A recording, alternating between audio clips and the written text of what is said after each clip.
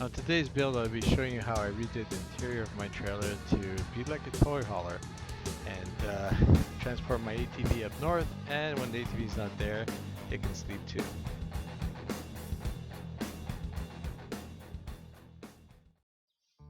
Welcome back. This is what the trailer used to look like. And for numerous years it worked well. Last ATV season I got a leak in there and it started dripping down where we're sleeping, and it's just terrible, so I decided to, you know what, just rip it all out and start fresh. Started by ripping off all the cabinets and then all the plywood and everything, keeping in mind that I tried to save all the, not damage any of the wires because I have the solar panel up top and a few other things. So after taking all that insulation off, I cleaned it nicely and caulked any area that might have been leaking from. I then proceeded to put up the styrofoam insulation, just 1 inch insulation. Put that up on the walls, and I used some tape to hold up on the top and whatever needed that. But I tried to cut it right to size so it fit in nice and tight.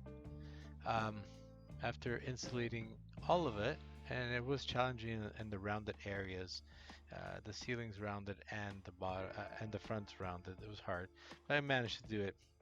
I then put plastic to stop any vapors or moisture to get through to the 1/4 inch plywood. Prior to putting up the insulation, I have to say that I ran all the wires first. I didn't show it here, but I did. Ran all the outside wires and inside wires, so it would be no problem afterwards. Didn't want to be fishing, you know what I mean? I put plastic everywhere just to be on the safe side. I then put 1/4 inch plywood in the center on the ceiling because I figured in the corners the cabin's going to take up most of the space, and I didn't want to have lines offset, kind of, yeah, just like it's symmetrical.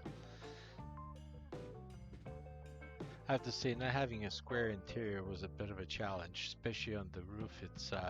It's concaved, and also in the front it's curved, and so in some places I had to make a jig like so with wood, cut it, screw it into the frame, and then add the 1/4 inch plywood.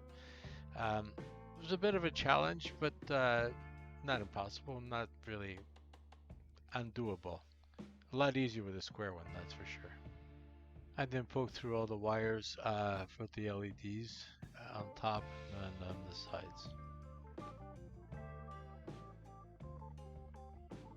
After all the plywood and everything was up on the walls, I proceeded to start with the cabinets, and I used the 2 end pieces at the back to start with as a point of reference, and I just used 1x2 or material joined by pocket holes, and then just put the 1/4 inch material on top, stapled it after gluing it, and then trimmed it down to the size. So I kind of screwed up. The disaster here is everything I took out of the trailer.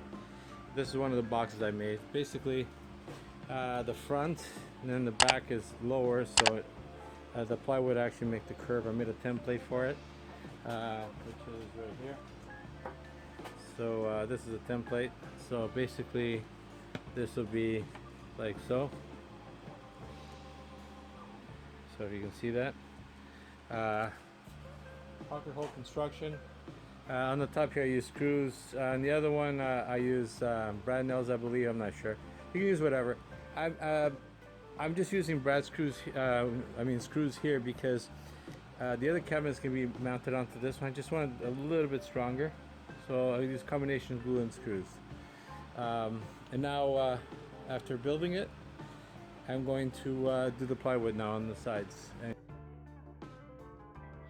Thank you for watching. Next episode I'll show you how I did the cabinets.